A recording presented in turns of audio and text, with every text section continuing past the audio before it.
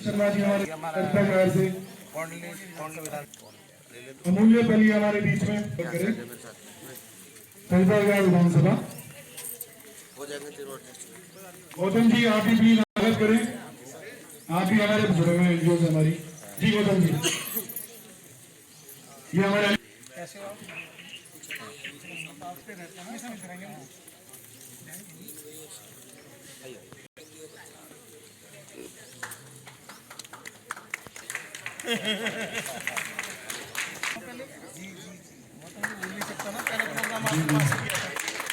काफी लोग हमसे पुराने जुड़े हुए हैं और काफी लोग हमारे नए भी हैं। एनजीओ के बारे में यहाँ आए हैं। युवा हमारे साथ हैं, भाई कंवर हमारे साथ हैं और हम सभी को आशीर्वाद देने के लिए विदुड़ी जी, विदुड़ी जी, बड़े भाई शर्मा जी, शुक्ला जी, एडवोकेट साहब, मेरे बहुत बड़े भाई जितेंद्र शर्मा जी और मेरे प्रिय गुरु जी जिनको मैं भगवान की तरह पूछता हूं, पीएम जोशी जी। जैसे लोग श्री राम को पूछते हैं तो मैंने एक अपने आदर्श पीएम नहीं चाहिए, क्योंकि अपने माँ बाप में ही राम है। जो अपने माँ बाप की पूजा करता है वही राम। 100 गंगा के नहाने का पुण्य मिलता है। और मैं कोई बड़े परिवार में पैदा नहीं हुआ, मैं किसान परिवार में पैदा हुआ था, बहुत छोटे से गांव में। और मेरे पिताजी जो पशुपालन का काम और किसानी का अपना काम करते थे, गन्ने का, भैंसों का, दूध का। लेकिन जब हम अपने गांव में 7th 8th क्लास में आए तो हमने सोचा कि ऐसे तो घर में उद्धार नहीं हो पाएगा, तो हमें शिक्षा के पीछे चलना पड़ेगा। और मेरी स्टार्टिंग 7th क्लास और मैं उसमें फर्स्ट क्लास आया military heroes memorial inter college Saidpur Bulandshahr से। लेकिन शिक्षा के बाद मेरी समझ में आई कि मैथ बहुत अच्छी शिक्षा होती है जो यूपी बोर्ड से 12th कर लेता था, क्योंकि हमारे बोर्ड में 6 मैथ होते थे। तो मैंने उसी से सोचा कि मैं सोचा इसमें पूर्ति नहीं होगी और ऊपर चलेंगे। एक हमारे भारत देश में यूपीएससी से एक नीचे पेपर होता सीजीएल, कंबाइंड ग्रेजुएट लेवल, हमने वो पास करा, हम उसमें टॉप आए और इंस्पेक्टर हो गए। हमारा सिलेक्शन इंस्पेक्टर में हो गया। उसी बीच हमारी समझ में आई कि अब हमारा घर बड़ा हो गया है।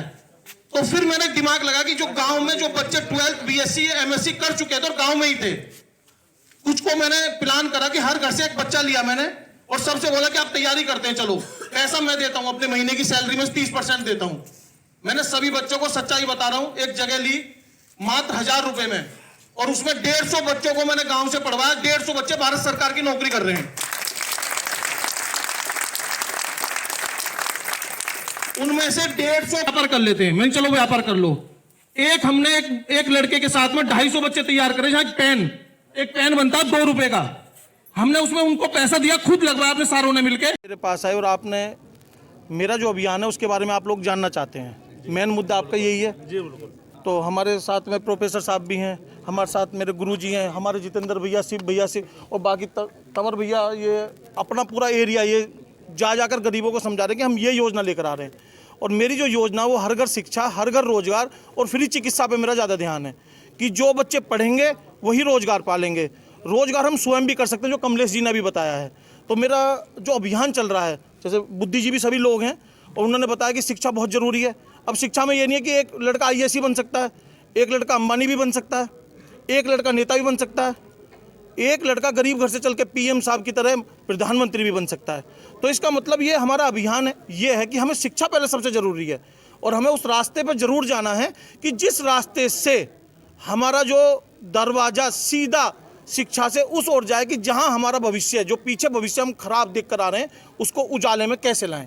तो हम उसी पे हम लोग काम कर रहे हैं। और हमारा मेन मुद्दा जो है, सबसे बड़ा मेन मुद्दा यही है कि हमारे यहाँ जो, मैं पूर्वी दिल्ली में भी रह रहा हूँ, पूर्वी दिल्ली में नशे में बहुत ज़्यादा छोटे छोटे बच्चे नशे की ओर आकर्षित हो रहे हैं। तो हमने अभियान चलाया कि उनकी, हम अपनी बहनों से, अपनी माताओं से मिले और उन्होंने बताया कि इनको स्कूल भेजें। उसमें हम आपके लिए कॉपी, पेन, पेंसिल और फीस भी, जहाँ भी ट्यूशन की भी उन्हें ज़रूरत होगी हम दिलवाएंगे। कुछ भी करें हम दिलवाएंगे, सभी जुड़कर, चाहे अपनी सैलरी से दिलवाएं 20% काट के, चाहे घर से लाएं 20% दिलवाएंगे ज़रूर, या सभी लोगों की रिक्वेस्ट करके उनसे करके आप एक बच्चा गोद ले लो। तो हमने अभियान चलाया कि हर घर से एक बच्चा हम गोद लेने जा रहे हैं, हर घर से। अब तक हम 35,000 के लगभग पहुंच चुके हैं बच्चों के पास। और हमारा अभियान है हम पूर्वी दिल्ली से 1 लाख से 2 लाख बच्चे गोद ले लें, जिस अभियान पर हम लोग चल रहे हैं। और देखो, मेरा सपना यही है कि जो भी जिस धर्म को मानता है वो अपने उस धर्म की पूजा करे। धर्म से रोजगार भी मिलता है, ऐसी बात नहीं मिलता है। आप देखो जो लोग बिल्कुल पढ़े लिखे नहीं हैं वो डंडे भी बेच रहे हैं, फूल भी बेच रहे हैं, टीका बेच रहे हैं, उससे भी ऐसा नहीं। रेवेन्यू क्या, पैसे घूमने से जनरेट होता है। आपको पैसा जब भी तो मिलेगा जब कुछ होगा। तो कहने का मतलब है हमारा मुद्दा यही है कि अब जो बच्चे जो पहले शिक्षा नहीं ले पाए वो नहीं ले पाए, लेकिन आने वाला जो हमारा भविष्य है, जो हमारे युवा हैं 90%, उन सब को हर कीमत पे हम शिक्षा देंगे, हर कीमत पे, और उनको हर कीमत पे रोजगार देंगे। चाहे कुछ हो जाए हर कीमत पे देंगे। जब शिक्षा होगी, रोजगार होगा, तो चिकित्सा अपने आप फ्री होगी। कोई अस्पताल उनका इलाज करने के लिए मना नहीं कर पाएगा, उनके पास पूरा ज्ञान होगा। क्योंकि भारत सरकार बहुत सारी चीज़ें लाती है, लेकिन हमें जमीन पे। कपिल जी, आप एक तरफ टिकट की बात कर रहे हैं, किस सरकार से टिकट की मांग कर रहे हैं और कौन सी विधानसभा से, लोकसभा से आप चुनाव लड़ना चाह रहे हैं। एक तरफ जो आपकी संस्था है उसके द्वारा आप शिक्षा की बात करें या रोजगार की बात करें, उसको लेके भी चल रहे। सर देखो, टिकट की बात तो मेरी ये है कि मैं तो गांव से निकला हुआ बच्चा हूं, और मैं तो पिछले 12 साल से, जब से मैंने होश संभाला है, क्योंकि मुझे 16 साल नौकरी हुई है, तो हम गांव में छोटा स्कूल चलाते थे। मैं गांव में आया तो गांव को सबको जागृत करके आया। आज मेरे गांव में अगर कोई भी जाएगा बुलंदशहर में तो देखेगा हर घर में एक बच्चा सरकारी या अच्छी जॉब या अच्छा रोजगार कर रहा है, या कहीं ना कहीं खुद बच्चों को शिक्षा दे रहा है। कहीं प्रोफेसर बन गया, कोई लेक्चरर बन गया, तो कुछ ना कुछ कर रहा है वो। इसका मतलब मेरा वो अभियान वहाँ कामयाब हुआ। जब व्यक्ति मैंने देखा कि मेरा गांव में कामयाब कर सकता हूं, तो मैं पूर्वी दिल्ली में आ गया। मेरी जॉब लगी तो मुझे दिल्ली में रहना पड़ा। तो मुझे 16 साल हो गए विश्वास नगर रहते हुए। मैं न्यू अशोक नगर रहा, कल्याणपुरी रहा, गीता कॉलोनी रहा, विवेक विहार रहा। तो यहाँ मेरा मतलब ये है कि मैं अब हर बच्चे को नशे से मुक्त करने के लिए हूँ, नशे से छुड़वाने के लिए हूँ, कि उन्हें उस नशे, मैं उनको किताबों का नशा देना चाहता हूँ, कि जो सबसे बड़ा नशा मैं उनको समझाना चाहता हूँ कि ये 2 घंटे का नशा है, वो 2 बार जन्म लोगे जब का नशा रहेगा। तो मेरा मानना यह है कि हम शिक्षा की तरफ आए हैं। बाकी देखो, मैं जितना कमाता हूं उसका मैं 60% इसी काम पे खर्च कर रहा हूं, सबसे मेन मुद्दा। बाकी ये सब लोग मेरे साथ हैं। जो भी हमें आगे जिम्मेदारी मिलती रहेगी हम उसे पूर्ण तरीके से निभाएंगे, लेकिन हम अपना अभियान नहीं छोड़ेंगे, किसी भी कीमत पर नहीं छोड़ेंगे। और मेरे जो सभी मेरे बड़े मेरे साथ जुड़े हुए हैं, हम सभी इसी काम पे लगे हुए हैं, शिक्षा, रोजगार और फ्री चिकित्सा पे। और हम उसे नहीं छोड़ेंगे। झुग्गी झोंपड़ियों को हम जब भी दूर कर सकते हैं जब हम अपने बच्चों को शिक्षा दे देंगे, उन्हें पता चल जाएगी कि ये नहीं, हम भी बैठ सकते हैं यहाँ।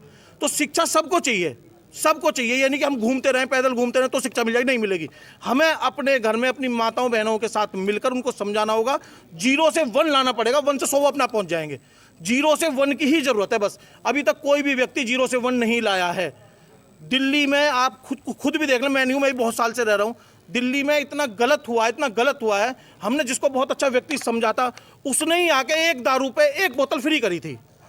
इसका मतलब जिस नशे से मुक्ति चाहते थे उस नशे को बढ़ावा दे दिया, और उस नशे से डूब के केजरीवाल जी को इस बात का बहुत बड़ी सजा मिलेगी। वो याद रखेंगे इस बात के लिए कि उन्होंने दिल्ली को डुबोया। चुनाव लड़ेंगे सर, चुनाव की तो बात मैं जब ही बताऊंगा। अभी मैं एक भारत सरकार का नौकर हूं, तो चुनाव के बारे में ना करते हुए मैं तो अभी अपनी जो विचारधारा, जो अभियान है, उस पर आपसे बात नहीं। अभी बात हो रही थी कि कपिल जी चुनाव की तैयारी भी कर रहे हैं और टिकट की भी मांग कर रहे हैं, क्योंकि नहीं, मैं लोगों के लिए काम कर रहा हूं सर। वो काम पे जो भी मुझे दायित्व दिया जाएगा मैं पूरा कर लूँगा। ठीक है।